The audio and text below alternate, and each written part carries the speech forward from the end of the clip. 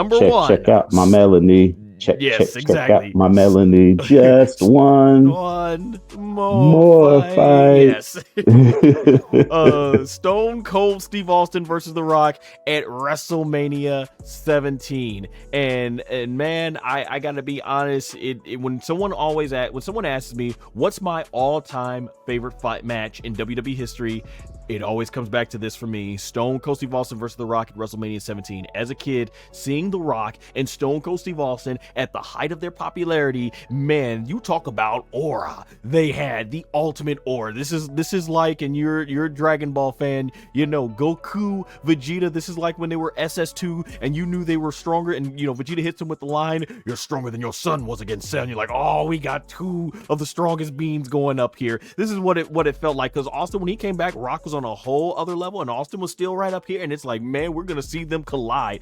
So this is one of the times where babyface versus babyface really worked. As we mentioned, Limp Bizkit, the Trilogy, the video package that they did for it, incredible, with My Way or the Highway. It is one of the most play things, like not even during WrestleMania season. I can't tell you how many times I get on social media and I see that pop up in my feed. People almost just are constantly glazing over this thing so much. WWE on their YouTube channel recently did the greatest promo video packages, and they said, you know, we're starting off with the number one, and then they started right off with that one. So that was just fantastic. I really love the whole build up, and it was just a month build up. The way it starts off, Austin wins the Rumble, The Rock defeats Kurt Angle to get back the WWE Championship, and then we are off to the races. Even the little part where they add Miss McMahon, I remember that whole package from straight. Mrs. Stone Cold Steve Austin, you're gonna manage The Rock, and Vince is just smiling. And man, the way they integrate to it getting more and more personal with Austin and Rock, and like Austin comes out, does a stunner to Rock, and Rock comes back the next week and he hits him with his own move, the stunner, and puts the beard down next to him. Like, dang, like as a kid, how does this not get you hype growing up in the Attitude Era? And then the sit down interview that Jim Ross did, fantastic, man. When there's a part where The Rock, he's sitting there and he's like, I will give you every single blood, every single sweat, every single tear. You're gonna get every tear, sweat, and blood. You're gonna get the absolute best of The Rock at WrestleMania. And Stone Cold's like, I need to beat you, Rock. I needed more than you could ever imagine. There can be only one World Wrestling Federation champion, and that will be Rock, Stone Cold Steve Austin, with all due respect. Fantastic stuff. I love that video package. And just, man, when we get to the match, they announced no disqualification, but man, Austin coming out to that Disturbed theme, which they recently remastered, fantastic stuff. The Rock comes out and he gets some boos, but not all the way there. And when Rock and Austin start going at it, man, like Man Triple Zero One said it, they always start their matches off hot. Austin, the way he was just looking at The Rock and so intense, boom, it starts off personal. And Rock and Austin, it is such a seesaw battle going back and forth. Austin's got the edge, then The Rock, then it keeps going back, and then they start bleeding, and the way like they do catapults where Rock's head goes busting into the turnbuckle.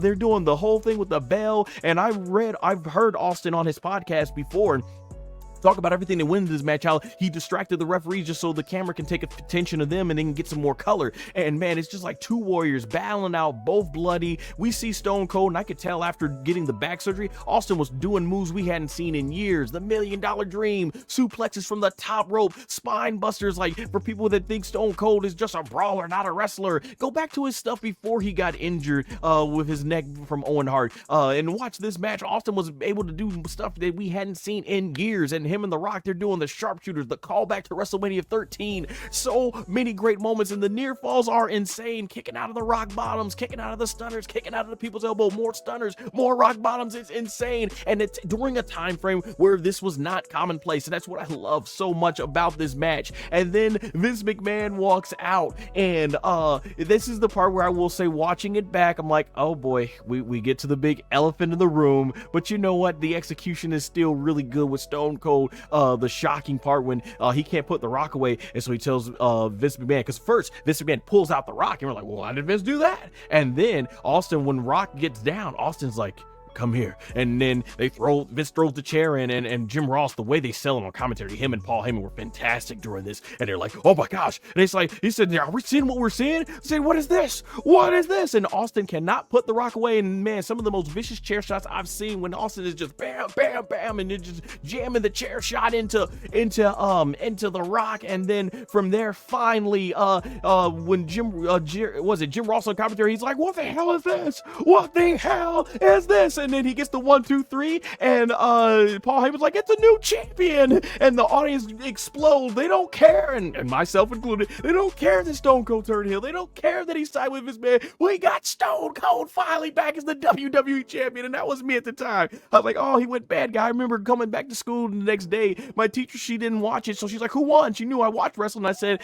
Stone Cold won, and before I could even say but, she's like, woo, Stone Cold, Stone Cold. I'm like, yeah, but he turned to a bad guy and joined Vince McMahon. And she's like, she paused, and she's like, woohoo, Stone Cold, Stone Cold. So, I mean, we just wanted to finally see that moment. And man, it is an amazing ride. Like Rock and Austin, their cardio, everything just back and forth. It is an amazing match. And I think it is a testament that despite the finish of this match, most people agree it was an awful decision.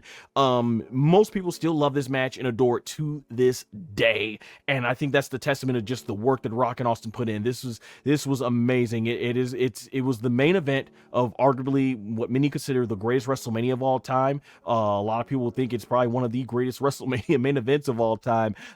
Just fantastic. And I will say this and acknowledge this. As much as I do love this match, I do acknowledge, no pun intended for our tribal chief, I do acknowledge that, yeah, this hurt the business, because and Stone Cold regrets it to this day. He says if he could go back, he would have stunned Vince McMahon right after he gave him the handshake, which we did eventually get back at WrestleMania 38. Because when you look at this, man, Stone Cold and turning heel, it did affect the business. Business went down. The Rock was going to Hollywood, and they had no other big baby face on Austin's level. And then when you get to the point where Austin later that year went back to babyface, fans were interested. Invasion did a huge buy rate. Raw did a huge buy rate after Invasion. And when they said, oh, Stone Cold's back to being heel, the business never recovered. And it's just now getting to where WWE is hot again. And that shows you the long-term negative ramifications of what they decided to do here with Stone Cold and Vince McMahon. And I will acknowledge that. I will not defend that. But in terms of a match, and despite the finish, man, I gotta be honest, for me, and it always has been, still my favorite match to this day. I think Stone Cold and The Rock in this WrestleMania 17 match is still the best, and it's just because of the work, the effort, the story, everything they put in up to the finish. It is amazing. Just wow. I haven't seen anything like it. There's been a lot of great matches, but man, this just so much in this worked until you get to the finish. So overall, I still think, yeah, it is the best match there in their trilogy. SMP says, yeah, folks are tripping on Heyman. This was a great swerve. Wow. Okay. So SMP actually did enjoy the swerve about that. I didn't know he enjoyed the swerve there with Austin and everything. But now we're gonna pass it on over to the man 0001. You were there in Houston, Texas at the Astrodome. You agreed. That's why it's our number one. We didn't have to go to social media. This is your favorite Austin and Rock match. So let's hear your perspective, especially being there live in person. All right. So so going to that WrestleMania was, it felt special, because like when you go to WrestleMania period, they're always going to feel special. But going to this particular one, it felt like it felt like you're going to be a part of something great. You look at the match card, and then you look at the main event that evening. You have Rock versus Austin, and you go there, and it felt like it felt like the time, like everything in this match was right. The timing was right. You got two of the best in the industry, not just in the company, but you got the two of the best in the industry fighting each other, facing each other, wrestling each other at the right time, at the right moment. The only thing that was ill-timed was the heel turn at the end, but that's what you have. You have a match that is one of the absolute very best, in WrestleMania history, because because it's like so like you have them and you have them facing each other. This is like the timing on this is like a generation prior when you have Bret the Hitman Hart versus Shawn Michaels at WrestleMania 12 for that Iron Man match, or when you have or a generation before that and you have Hulk Hogan versus Andre the Giant. It's this right here is two of the biggest names you can get, facing each other at the right time, at the right place, at the right moment for the biggest prize in the business at that time, and it still is the biggest prize in the business. And you have that. And when you have that, this right here is, it's going to show, and plus you have both guys caring about this, and this is also The Rock transitioning and transcending past the WWE, transcending into Hollywood. This is Austin, unbeknownst to us, this is Austin giving us some of his final work right here, and some of his, trying to give us one last hurrah, before he has to go away in 2 years. And when you look at these things, as they say, hindsight is 2020, and foresight and hindsight, anybody, what I mean, you can put your hands over your eyes and still understand that this right here is a great match. It's still, So when you watch this, you look at the build up. The build up was great. It was suspenseful. It was there. It was some people are like, well, that was a bad move making Triple H defeat Austin going into it. No, it wasn't. Like it makes it. It creates a doubt in your mind that Stone Cold Steve Austin still has it. Because he previously had, to my knowledge, 2 shots at the World Wrestling Federation title before going into this match right here. He had 1 shot against Kurt Angle in late 2000 at Raw, and he also had the Armageddon Hell in a Cell match, which was pure chaos. You should go ahead and check those 2 matches out. And then you have him going into the Royal Rumble, and he wins the Royal Rumble, and then you have him lose to Triple H.